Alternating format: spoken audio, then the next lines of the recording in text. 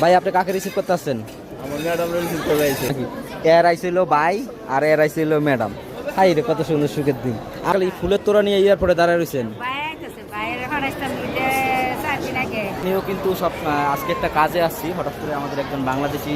তো ভাই আপনি কাকে রিসিভ করতে আসছেন?